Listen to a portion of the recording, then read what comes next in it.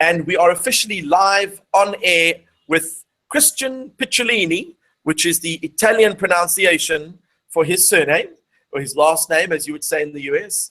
And you are a very interesting guy, not just because of all the wonderful things that you do, but clearly you have a very interesting past, and how you got to where you are now from where you were are complete opposites. And I'm interested in the process. I'm interested in the context. There are a lot of things that I'm very curious about. So I want to start off at the beginning. Tell me about your childhood, where you grew up, what kind of education did you have, and maybe mention your family and how they felt about life in general. Sure, Steve. My pleasure. So, you know, I lived a very normal, for the most part, childhood. My parents were Italian immigrants who moved to the United States in the mid-1960s. And when they came to the US, they had to work very hard, sometimes harder than other people had to do to make ends meet. So part of growing up was me not seeing my parents because they were working so hard. They were gone working 7 days a week, sometimes 14 hours a day. And while I was surrounded by a lot of love, and because my parents were the victims of prejudice when they came to the US, racism really wasn't a part of who I was. I did have a very normal family life, except I felt abandoned by my parents. So, at 14 years old, when I was going through what every other teenager is going through, a search for identity and a search for a community, as well as trying to define my sense of purpose, it was, I went and searched for those things in ways that were not always so healthy. So at 14 years old, I was standing in an alley and I was smoking a joint, and this man came up to me. The year was 1987, and he had a shaved head and boots, and he walked over to me and he pulled the joint from my mouth and he looked me in the eyes and he said, "Don't you know that that's what the communists and the Jews want you to do, keep you docile?" At 14 years old, I didn't know what a communist was, or if I'd met a Jewish person, or if I even knew what the word docile meant. But I was struck with this man's power and his charisma. And this was at a time where I felt the most powerless. I was marginalized and picked on as a young kid. I didn't have a lot of friends. I was very introverted. But I was very ambitious. So when this man told me that he could promise me paradise by giving me an identity and providing that community I was searching for, and then focusing my sense of purpose into something that he pitched as pride or as saving, my race or what I, held dear, I jumped at that, not because of the ideological reasons, but because I simply wanted a place to belong and also a sense of power. Wow. So what you're really saying is that you were not brought up in a situation where both parents were white supremacist haters. They segregated you from the rest. I mean, you grew up a child of immigrants and you were exposed to prejudice yourself. That's right. Yeah. In fact, it was the opposite. This is the part that confuses me. I mean, it's incredible that someone like you would then land up in a movement like that. Yeah, it was a matter of environment for me mostly, because the man who recruited me was America's first neo-Nazi skinhead, and he lived right across the street from where I lived. So when I was location. Yeah, and unfortunately, when I was this marginalized 14-year-old kid looking for an identity and a purpose and a community, he intercepted me and he promised me paradise. And it's no different than what, say a jihadist recruiter would do, or even an inner city gang recruiter would do. Is it's very much an us against them mentality that they try and instill through fear rhetoric. If you don't do something, everything that you love or hold dear will be taken away from you. And they scare you into the ideology, because at that point, I've had to give up now everything else that was important to me. I've had to give up my real family and my real friends to adopt this new community and this new identity. So they pull you in, and they hook you so that you really have nothing left to go back to. And while you're in this movement, of course, you're damaging your reputation to the outside world. So it's very hard for them to accept you, and you become more marginalized than you were and more attracted to this organization because now they're everything that you have. Wow. So, and did you have any siblings? I had a brother who was 10 years younger than me, and actually he was very important in my life in many ways. You know, when I was younger, before I joined this movement, he was my best friend. He was kind of what I lived my life for because I didn't have a lot of friends. When I got involved in the movement, I pushed him away. And I pushed him away for many years, and he resented the fact that I left him kind of like I felt like my parents left me. I left him for the movement. And unfortunately, years after I left the movement, I left in '95. I'd spent 8 years from the time I was 14 until 22. After I left, I didn't really know how to proceed. Ideologically, I had changed. I started to treat other people with respect, but I was still kind of dying on the inside because I tried to outrun my past. I tried to invent a new life that didn't involve my past. But one day in 2003, I received a call in the middle of the night that my brother was murdered. And I felt at that point like I contributed to that. It was my fault that I wasn't there for him. It was karma for what I had gone through. And also he was killed by people who were scared of the color of his skin ignorantly and judged him. He was killed by black teenagers, and my brother was white, and they were threatened by the color of his skin. So it had come full circle to me. It was at that point where I realized I wanted to start to talk about my past, and I wanted to found an organization called Life After Hate that helped people disengage, because I recognized how difficult it was, even if you've lost the ideology, to remove yourself from that identity and from that community.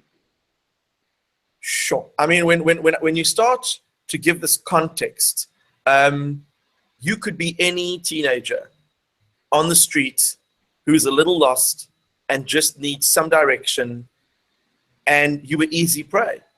Yeah, every teenager is vulnerable to this. And what compounds that is the fact that we have millions of disenfranchised young people behind millions of computer screens all across the world. And the narrative has moved online. So for me, it was pre-internet. It was very personal, very face-to-face. And recruitment was one-on-one. Now what's happening, because of all the propaganda that exists online and all the fake news sites that eventually lead people down a rabbit hole because of the algorithms that exist online. Just like when you buy a product from Amazon, it recommends other products. Unfortunately, if you land on a fake news story, the algorithms will keep recommending stories that are similar to that. So these kids, these young people who maybe are marginalized, don't fit in real life, don't have any friends, are now finding a very strong and powerful identity and community online with a narrative that's leading them further and further down a rabbit hole of hate. Wow. So let's go to the actual movement itself. You're 14 years old. You get recruited by one of the most prominent supremacists out there. They obviously invited you in with open arms. How did you feel about what was going on within, and what sort of activities did they get you involved in that you'd be happy to talk about? Sure. No, I mean, at first it started out as just hanging around, just being one of the crowd and being their, their gopher to buy them cigarettes and beer back when a 14-year-old could still do that without, being questioned about it. And then it turned into indoctrination. It turned into propaganda and learning the rhetoric, the recruitment techniques.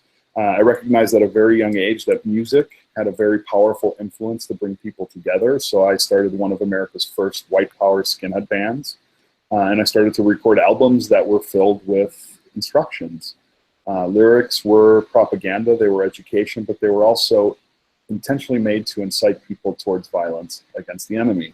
And in fact, I was in the first American band to leave the US and play a concert overseas in Germany. And we played to 4,000 skinheads from all over Europe, wow. who then went out into the town, this beautiful town of Weimar, which was a part of old East Germany, that produced many philosophers and artists and creatives and thinkers. And they went out into this town after I sang my words to them, and they nearly destroyed it. They broke into stores, they stole beer, they beat up the townspeople, who, by the way, happened to be white Germans.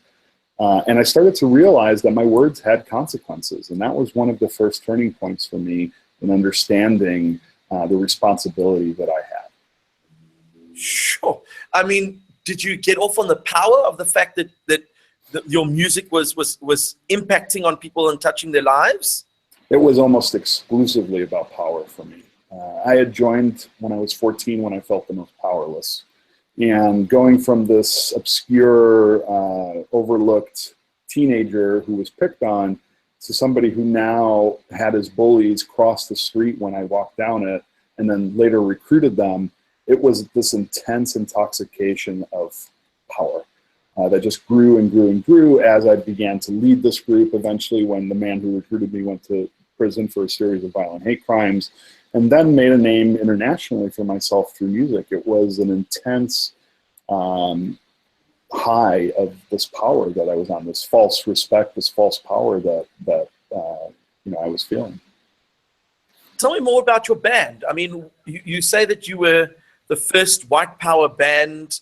Were you the lead singer, the lead guitarist, the drummer? What sort of instruments did you play?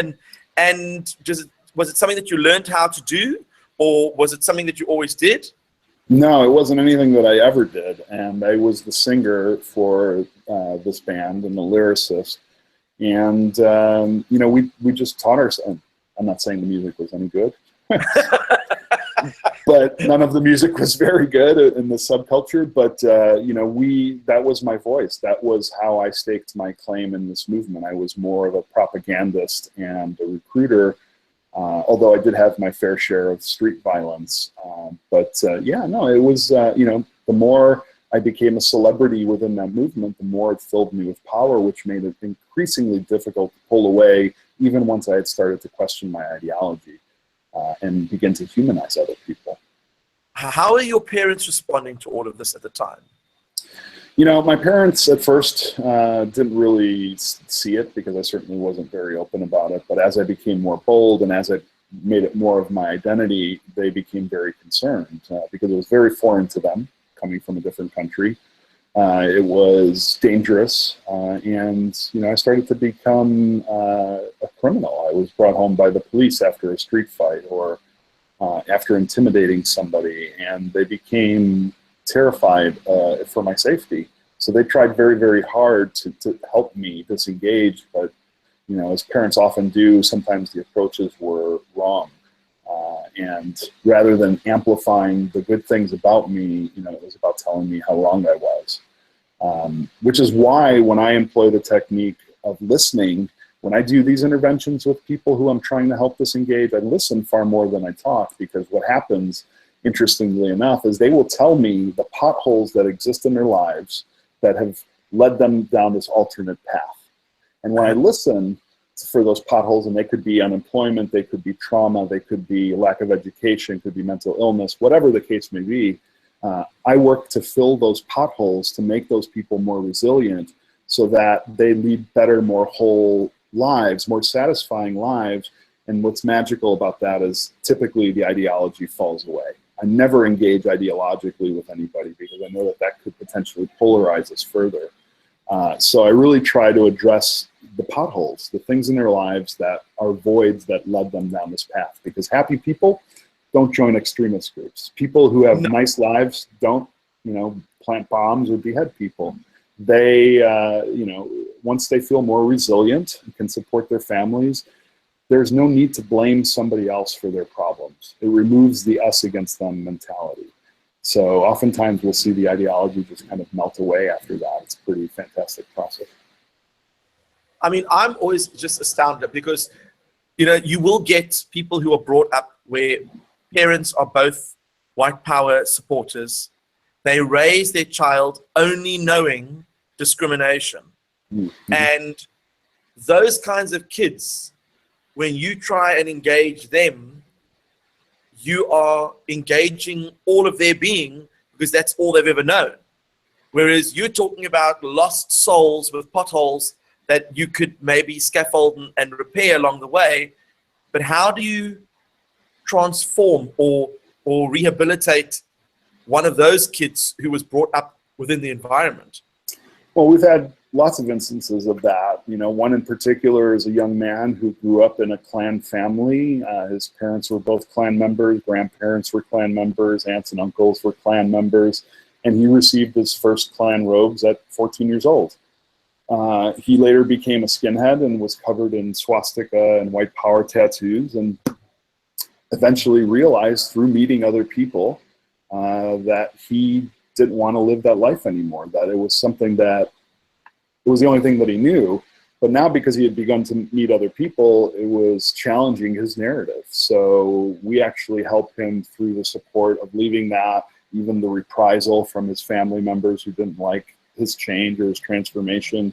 It is more difficult when all you know is racism from the day you're born.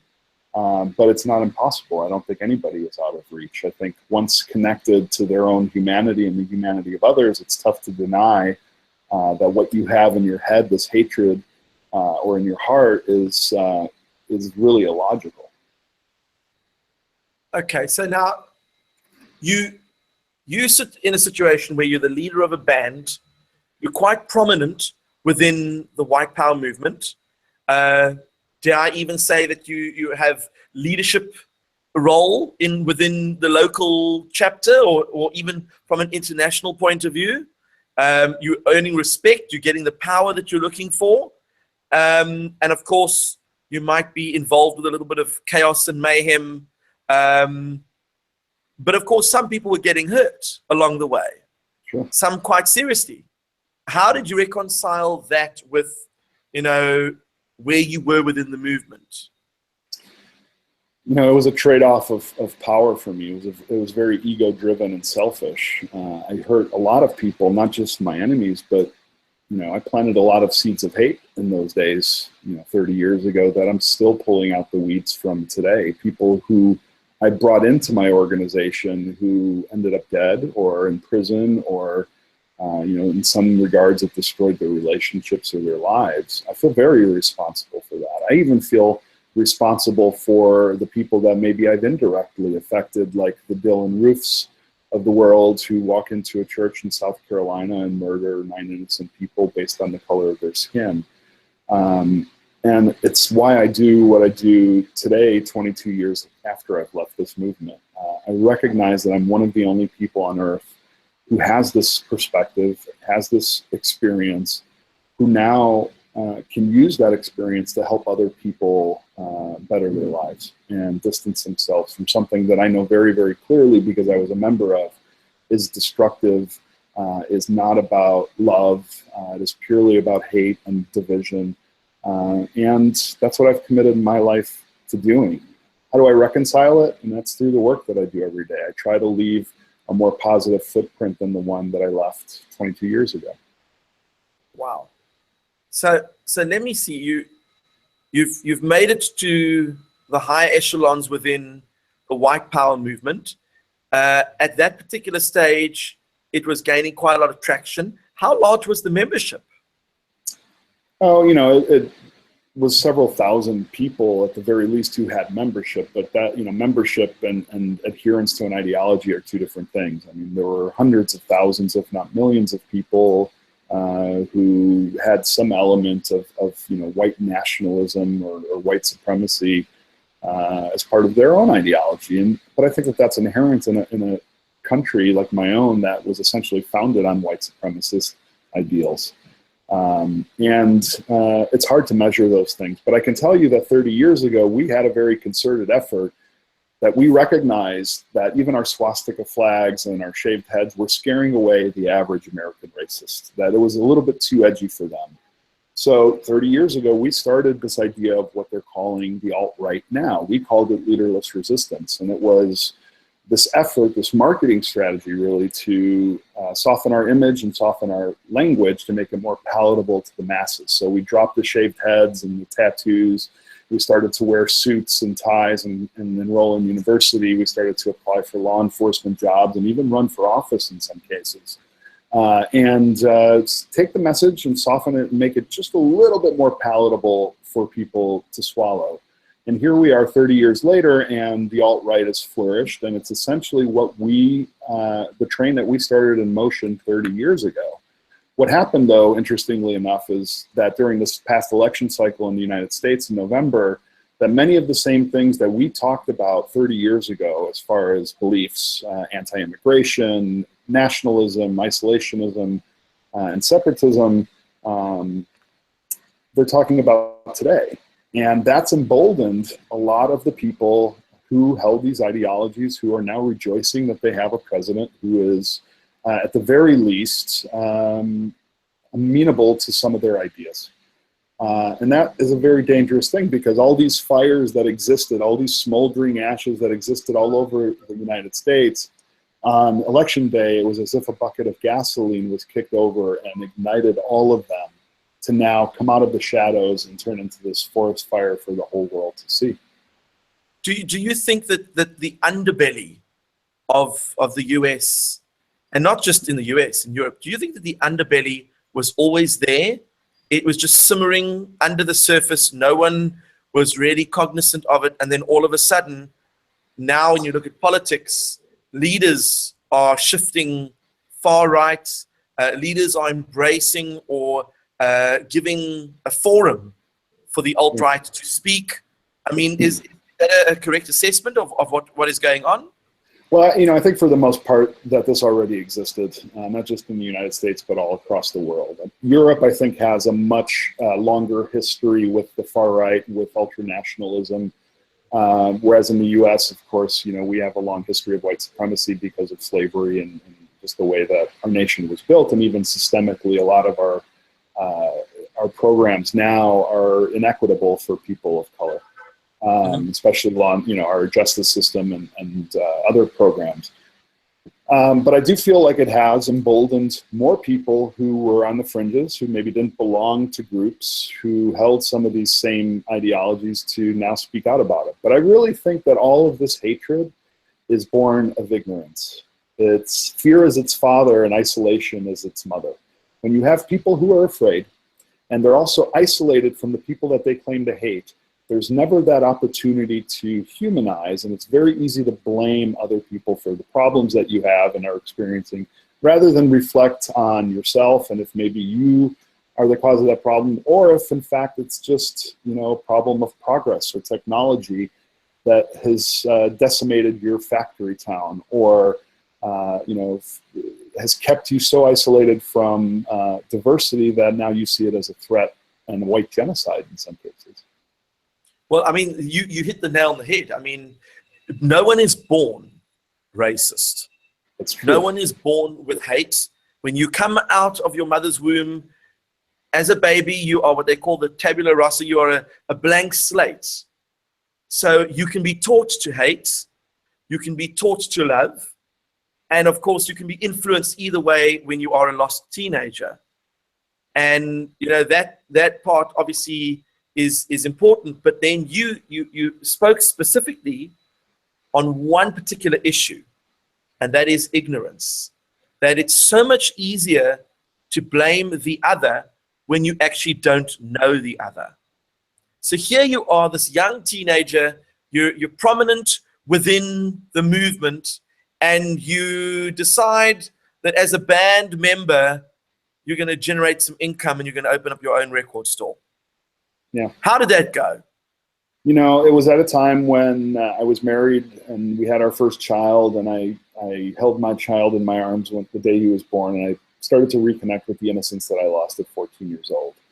But because I was so afraid of losing that identity and that community, I'd already begun to lose the ideology. I decided, wrongly, that I was going to open this record store to sell white power music, which would allow me to take a step back from the leadership role, which would allow me to get off the streets and stop committing violence that would put my family in jeopardy. Instead, I said, okay, well, I can keep my identity and I can keep my community while still questioning my ideology if I just sell white power music in the small record store that I opened. And I was importing music from Europe, and it became quite popular. It became 75% of my gross revenue at this record store. Wow. But selfishly, I said, yeah, no, it's big. And this was pre-internet, so people were driving from all over the world, all over the country to come, buy this music. But because I wanted to be a good businessman, or perhaps because I was selfish, I decided I was going to sell other music as well, like heavy metal and punk rock and hip hop. And when the customers came in to buy that music, they weren't skinheads. They were black, or they were gay, or they were Jewish or Muslim. And at first I was a little standoffish with these customers when they came in to buy this other music, but they kept coming back, and the community was small. They knew exactly who I was and what I was about. But they kept coming back, and it was essentially the compassion that they showed me at a point when I least deserved it, from the people that I least deserved it from, that really helped me connect with their humanity and not see them as a monster like I thought that they were. And when the black teenager came in and felt sadness because his mother had just passed from cancer, I knew that it was the same pain that I felt when my mother was diagnosed with cancer. Or when the gay couple held their son and I saw the love that they felt, I knew that that was the same love that I felt for my son. So suddenly I couldn't reconcile the hate anymore. And not only did my ideology crumble, but I had also started to build a new community and develop a new identity. And it really was the compassion that they showed me when I least deserved it that helped change me. I mean, how long did that process take for you to start to get to know your neighbor, so to speak?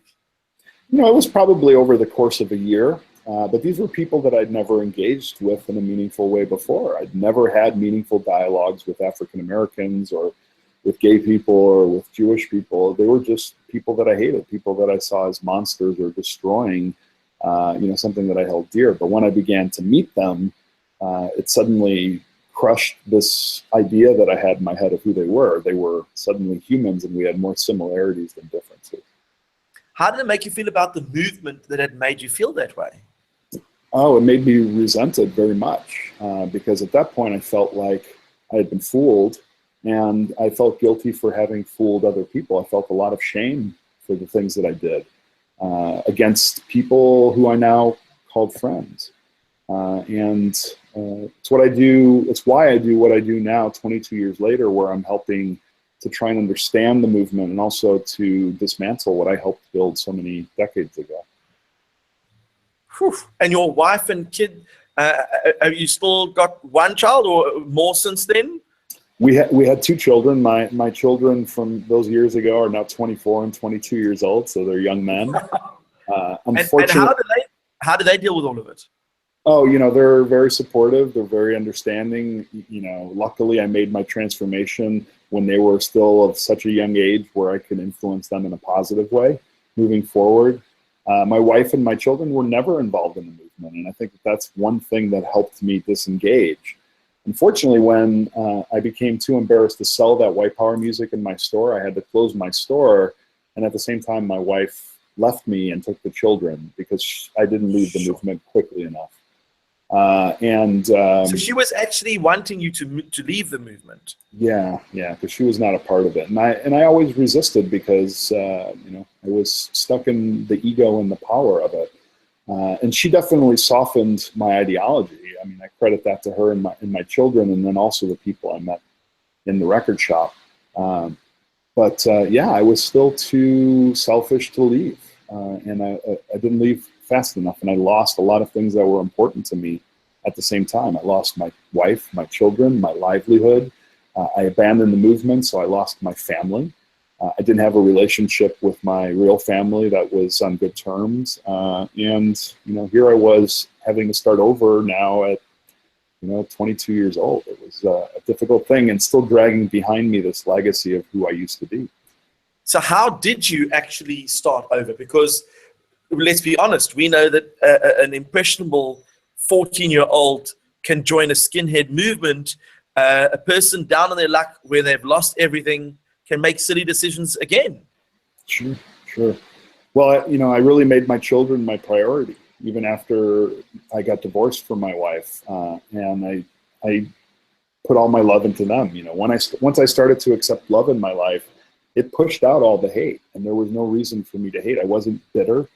I certainly was regretful, but I really thought of it as a learning experience, and I began, after a period of trying to run from my past, because I didn't know what to do, I realized I couldn't run from my past anymore, that I had to be honest and sincere about who I was, And even though I treated other people with respect, I didn't want to feel miserable anymore. So I decided I needed to talk about who I was.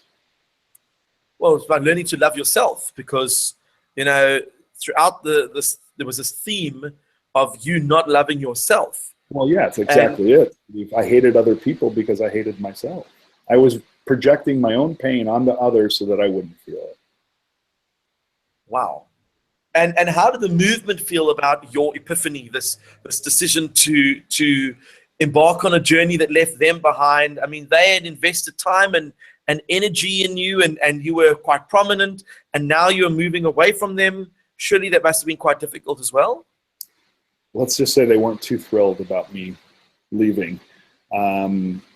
Fortunately, I was a pretty selfish leader locally, so the group that I led locally imploded after I left. But nationally and internationally, I was still a leader. And suddenly I became a pariah, and I became, you know, a race traitor and somebody who was now the enemy. And it was dangerous. I mean, still to this day, I receive threats about the work that I do. But I can tell you that it was more dangerous for me to be in that movement than it is for me to work against it. And also, if I was willing to put my life on the line for something evil at some point, you can bet that I'm willing to put my life on the line for what I know is good now. Do you think there's potential for people within that movement to allow love to enter through little cracks and actually change an ideology? I mean, not certainly overnight, but is there potential for you to find key players and show them what you've experienced? Because, like we said, ignorance is bliss. This is where the real problem comes in. When it comes to peace between different countries, most of the time, they don't know each other. They just know what they say about each other. And is there a way, do you feel that there's a chance that maybe the movement could be tackled from within? Absolutely. I mean, in fact, that's what I do every day. Maybe not from within, but you know, we receive requests from people and from people who are bystanders, family members who care about you know, sons, daughters, wives, coworkers who are going down this path and want to help. And in fact, we've created a network of over 100 people just in the last few years who are formers, just like me, who now are committed to not only supporting each other, but committed to helping other people who live the same types of lives that they did. I know that it works. I've seen it happen time and time again.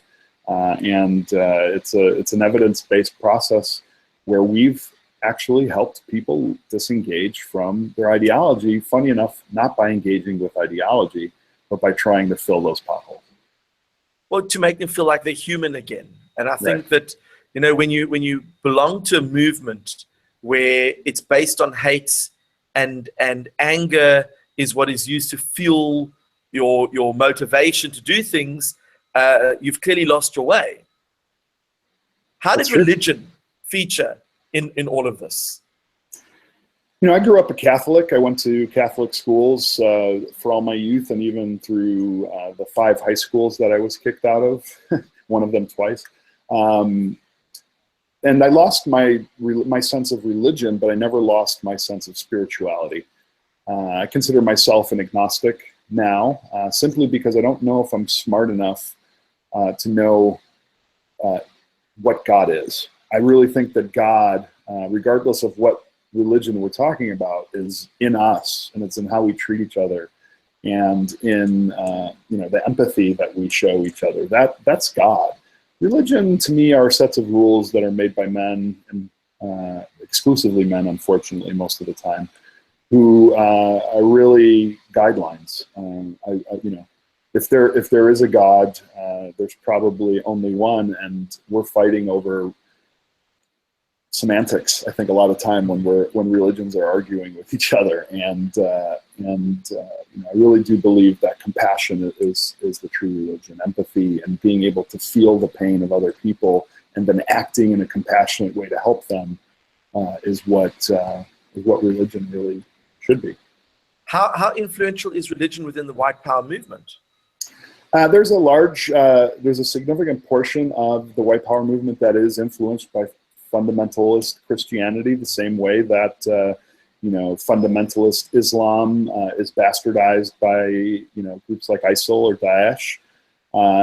There's certainly people within the white supremacist movement, including the Ku Klux Klan, the Christian Identity part of the movement, that are very driven by their fundamentalist bastardized version of the Bible. So I would say it's not as prominent as it would be in other what we would consider Middle Eastern extremist groups. But I would argue that religion is also not so important to them.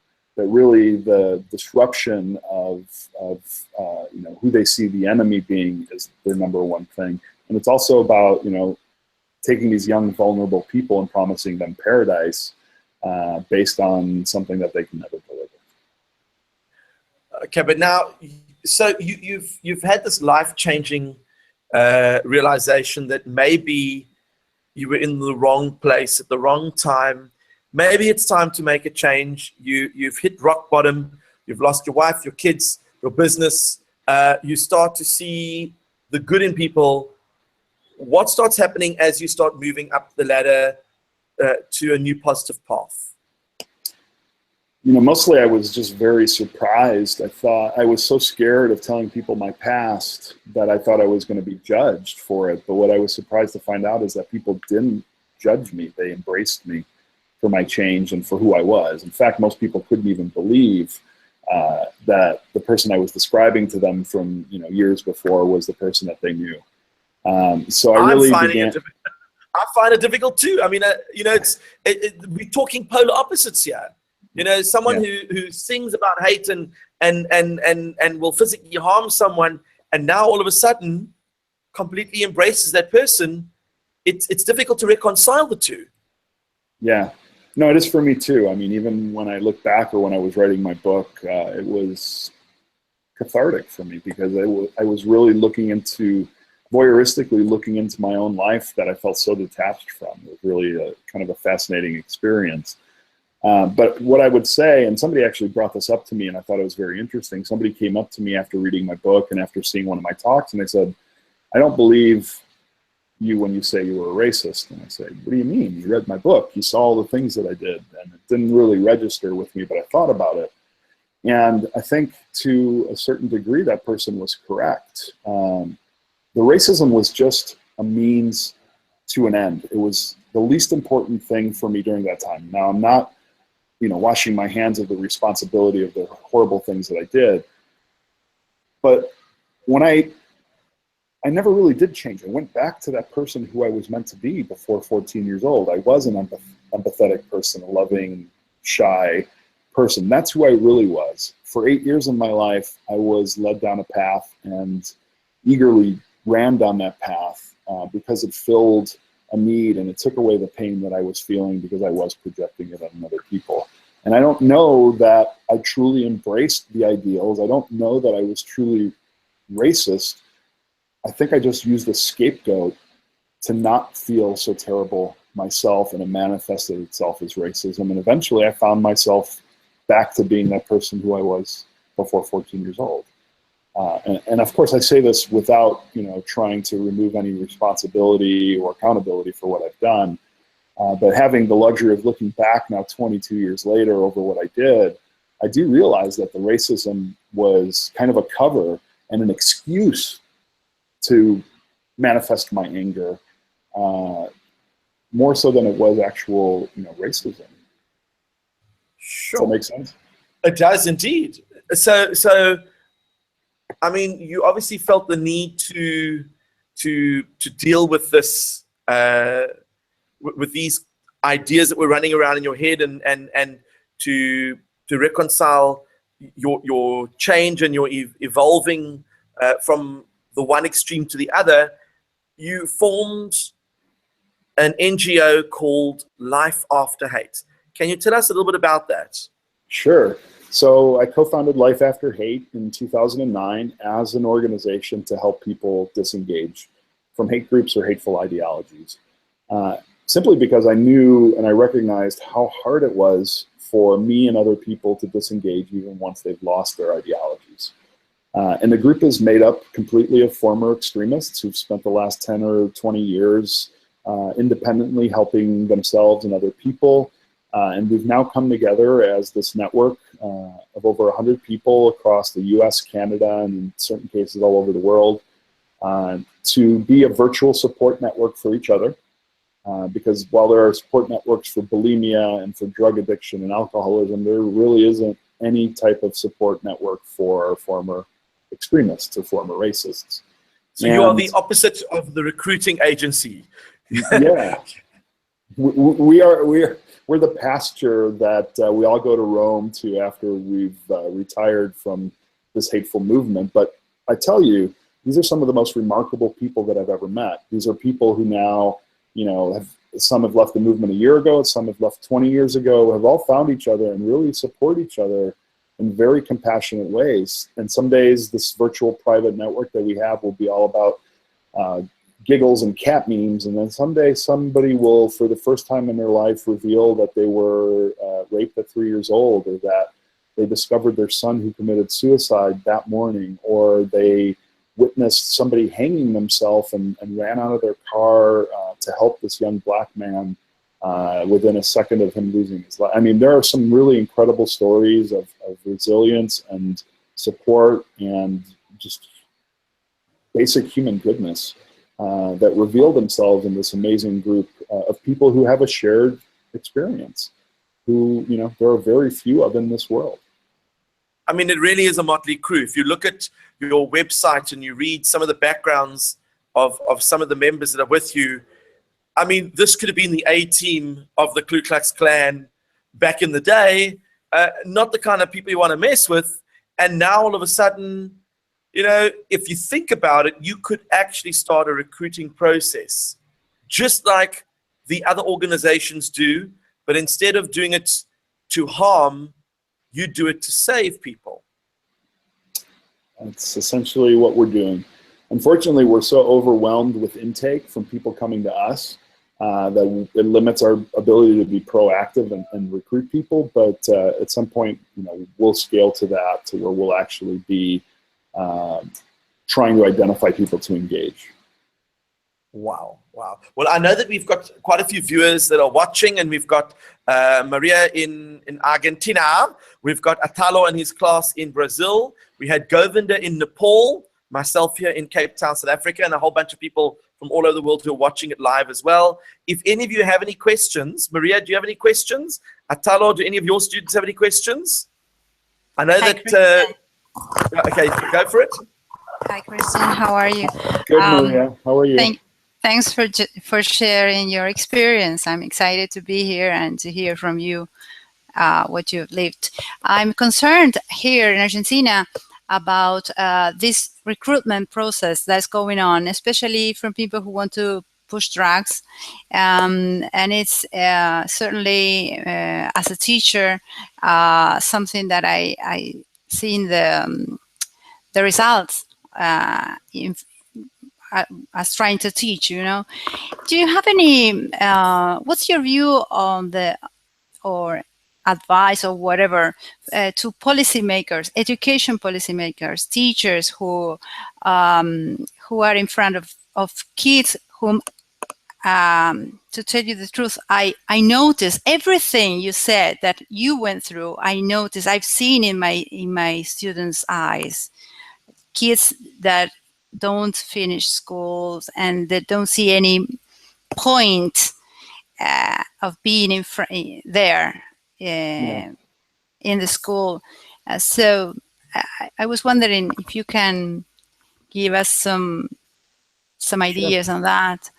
Sure. My biggest observation, I think, with young people in general is that they want to be heard and not talked to so much. And young people are smarter than we give them credit for. They may not have the life experience, but they're more pure in what they're passionate about, I think. But they also don't know what's available to them in the world. They don't know which jobs or which careers are available because they have such a limited experience.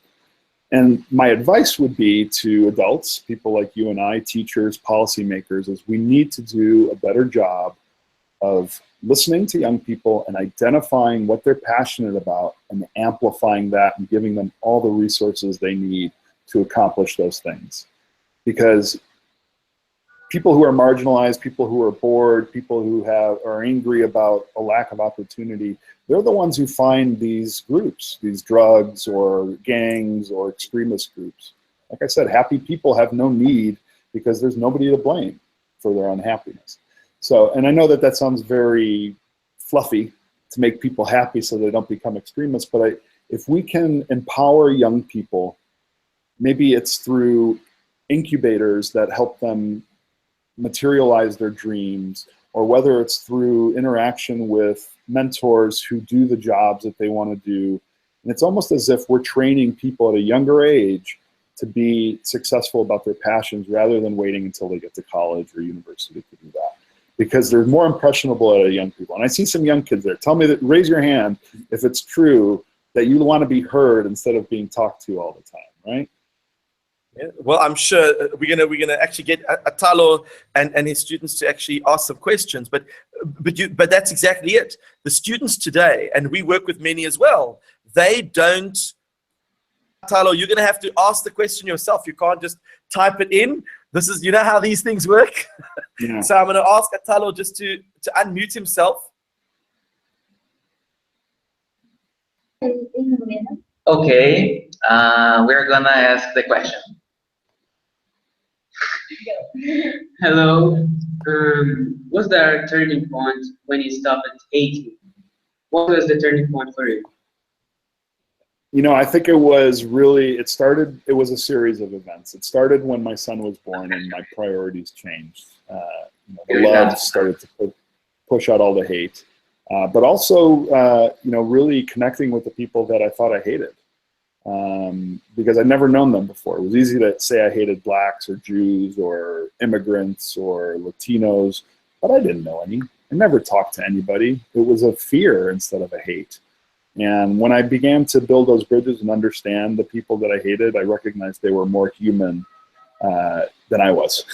That we had more in common than we had differences. So those were really the turning points, is the compassion I received from other people when I didn't deserve it.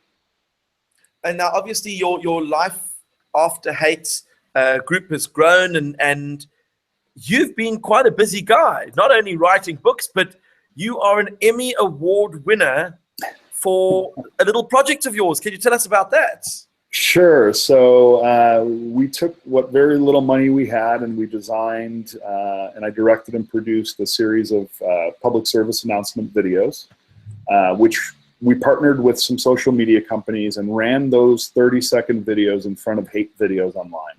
Recruitment videos, propaganda videos, hate speech videos, as if it was an ad that you couldn't click off of. So they had to watch our video before it got to the hateful content. That's very clever.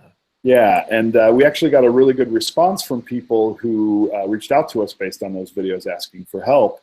But one of the videos was a very compelling story that I produced and directed, and apparently somebody thought it was good enough to give me a gold statue over. So yeah, about 2 months ago, I won an Emmy Award for it, and I'm very humbled by it. That's a huge accolade, because I mean, you've always been in the entertainment business. For the most part, yeah. Maybe since I was 14. The singing, if you can call it that, but then you moved into documentaries and movies and events and that type of thing. Is that correct? Yeah, after I left the movement, I mean, in the movement, I'd been in bands and I'd owned a record store, and entertainment and music were always very important to me. But after I left the movement, I was always a very creative person, so I tried to focus that energy into more positive projects. I ran a television network for several years where I was nominated for a couple of Emmys. It was a music television program. But I've also been involved in producing other content, working on documentaries and also ads. But it's something I'm very passionate about. I think content has, as a platform, has real power to invoke emotion and to talk about things that maybe sometimes are difficult to talk about in real life. That is incredible. I mean, when you start to think about your transition from where you started to where you are, and then you start looking at the opportunities that you've had since then, do you think that you would only be where you are now because of your experience, or do you think that you might have naturally navigated towards, you know, producing video? Well, obviously not on the same content, but in that field. You know, I definitely owe some of my success now to my past, because, you know, I wouldn't have founded this organization and been able to reach people if I hadn't had that experience. But I was always creative. I used to sit when I was a little boy and draw pictures of the Peanuts characters like Snoopy and Charlie Brown, and then sell them for, you know, $0.25 a piece. So there was always a creative bug or a fire inside of me. So I don't know where I would have gone when I was a young boy. I wanted to be an architect or a soccer player. So who knows, maybe I could have been one of those as well. What is your relationship now with your family? And I don't mean just your parents, I'm talking your cousins, you know, aunts and uncles. How do they feel about all of this? Oh, they're amazing. They're supportive, and I have a wonderful relationship with my whole family, including my parents. And my mom calls me a little bit too much, but she hasn't learned how to text message yet, so that's okay. And my children, I mean, my children are literally my world. And everything that I do to try and make a better footprint for the world that I left behind is really because of them. They saved my life, and so did my family, and I owe them a great deal. Wow. I mean, I'm always astounded at you know, people and the choices that they make, because me as a maths person, I'm always intrigued by problem solving and the way people solve problems. And it's not always about using numbers to solve a problem. There are real problems that people have to tackle every day, whether it's at home, whether it's on the street, whether it's in the mind. You know, these are real problems that people have to engage. What sort of advice would you give young people today, the marginalized youth who are generally the you back in the day, that are so easily influenced? And now you say with social media and fake news, sometimes they can't help being drawn into it. Now the algorithms are drawing them in. What advice would you give them?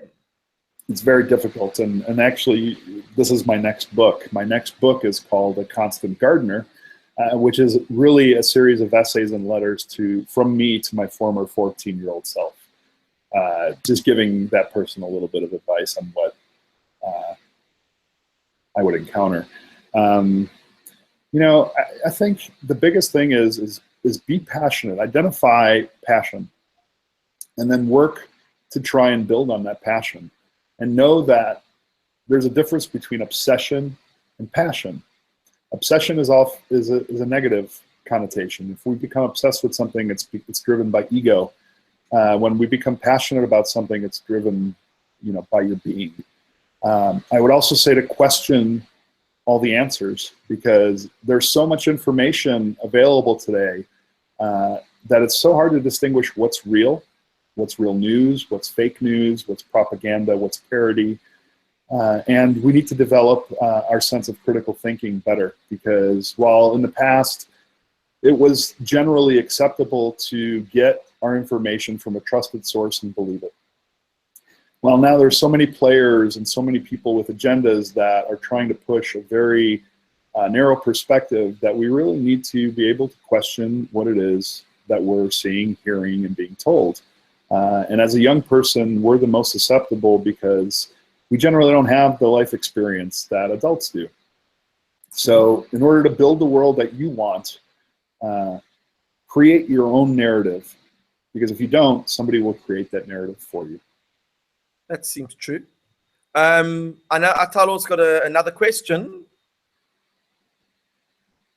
So you want to read us your question? Sure. Go ahead, Sophie. Okay.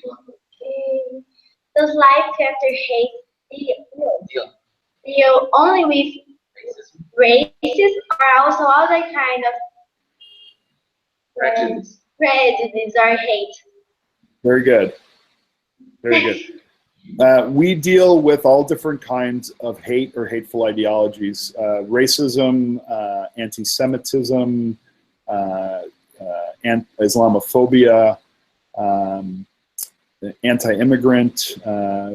Anytime that somebody is against somebody else for an ideological reason, those are the types of people we want to help. And now, of course, I mean, we've just seen you've had a small little election in the US, and it's not just in the US, but around Europe, the anti-immigrant sentiment is growing. The alt-right is growing. Like you said, they are very sophisticated. They are very articulate and speak very well and are well educated. They are members of Congress, members of the police, members of government. I mean, there's a sense that maybe there is a growth that worries me as a person who is completely against all of that, that it's growing within a system that is allowing it to flourish. No, that is true, and it's not only in the United States. I mean, we certainly are seeing, a lot of evidence of at least ties to the rhetoric or ideology, if not some of the groups in particular. I would say that we're more aware of it now, so it seems larger to us than maybe it did a year ago. But it also has emboldened people who were on the fence to maybe come out and speak more publicly in favor of those hateful ideologies. In Europe and in other parts of the world, we're seeing, far-right people becoming elected to parliament, sometimes open neo-Nazis.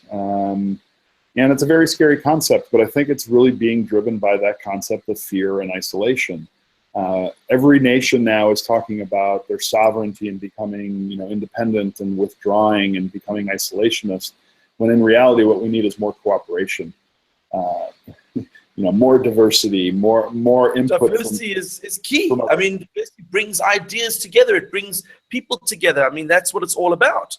And right. to negate that means that unfortunately we all lose out in the end. Yeah, we do. Sure. Well, we've got about 3 minutes left. If you were to, the one question I did want to ask, if you, for example, are an alcoholic and you are addicted to a substance, whether it's alcohol, drugs, whatever it may be, and you go to rehabilitation and you've been on the wagon for 20 years, 30 years, is there a chance that you could ever relapse and move back into the movement if it was appealing enough for you, and maybe you hit hard times over the next couple of years? Is there a chance that you might go back? There's always that fear of recidivism if the circumstances with that person changes. Our goal is to connect them to humanity and provide them a new community once they leave their old community, so that they're not wallowing by themselves. And what we see is when people transition from one community to another, our success rate is through the roof. Where we don't provide that community for people and just kind of leave them to their own vices, they tend to go back because it's easier to go back, even if they're questioning their ideology, than it is to start over. Of course, if situations drastically change in a person's life, or if mental illness is playing a part, there's always the chance that somebody could revert back to their old habits. But our goal is to make sure that we always surround them with positive influence, as long as they want to be a part, so that we can question those narratives when they come in. But you're not going back. I'm never going back. You're never going back. That's what we like to hear. All right, so now we've got about 1 minute left. What is your final message? Obviously you've got your book out. What else are you working on at the moment? I am currently working on a television docuseries where I will be going around the world helping people disengage from all types of extremist movements and ideologies, and connecting them with the people that they hate on cameras to not only help them with their transformation, but also to show the world that we shouldn't be afraid of each other. Are you coming to South Africa? If I'm invited, I will come. Well, because we do have a small little history. It's, Okay. you know, let me tell you, the final thing before I go, just an interesting story. When I was 15 years old, I may have been one of the original foreign fighters because I submitted an application at 15 in 1988 to join the South African resistance movement, the AWB. Wow. Luckily, No luckily I received a letter back a few months later saying, "I'm sorry, thank you for your initiative, but we think you're a little too young." You know, I may have been one of those original people who flew from America to join an extremist group. Wow. Luckily, Sure. I didn't. Because I mean that group in itself was quite a small little, well, not a small, but a big spot in our history that we would love to dust off if we could.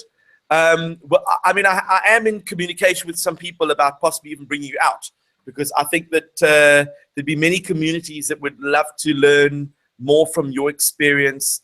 And you know, I'm always overwhelmed when I see people who've made choices and solved problems in ways that were non-violent, and now you're helping other people by giving them the tools to solve their problems.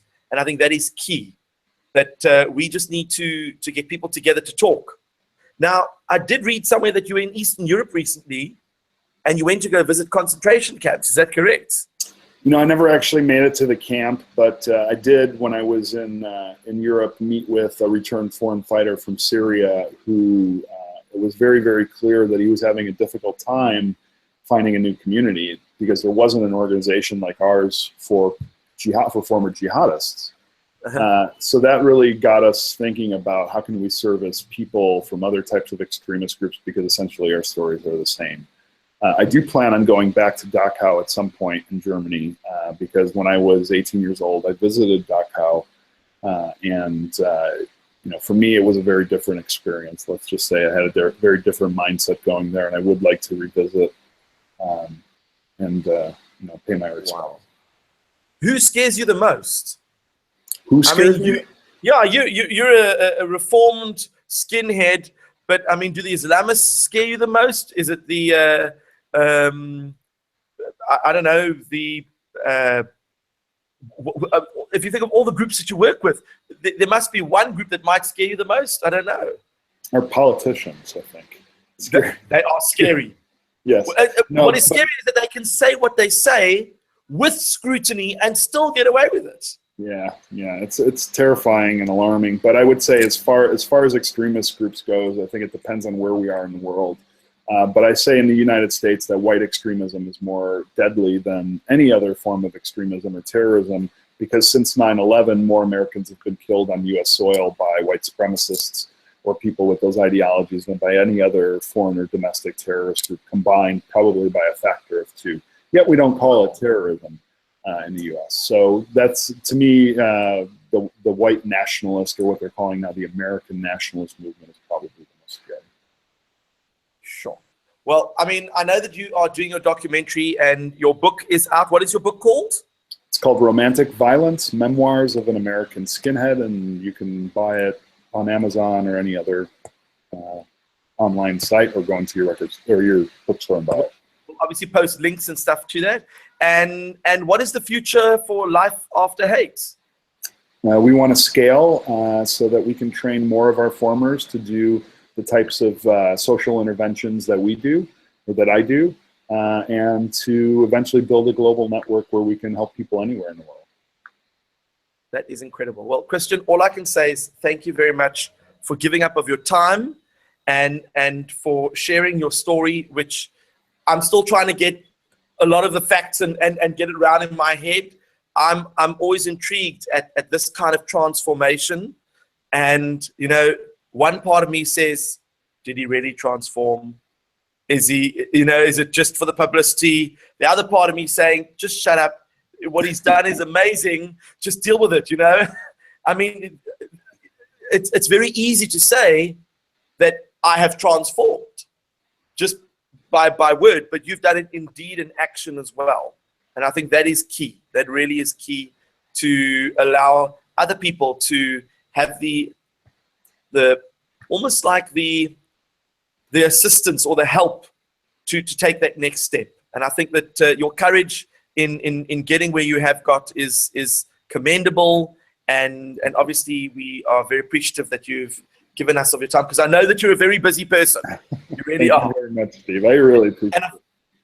And thank you very much to our international audience who are watching it live and who will watch it afterwards as well, because it will be available on YouTube. And of course, we also want to thank Athalo and Maria and Govinda and Mr. McNulty's group who joined us for the first bit. And we hope that you all learned something new today. I certainly did.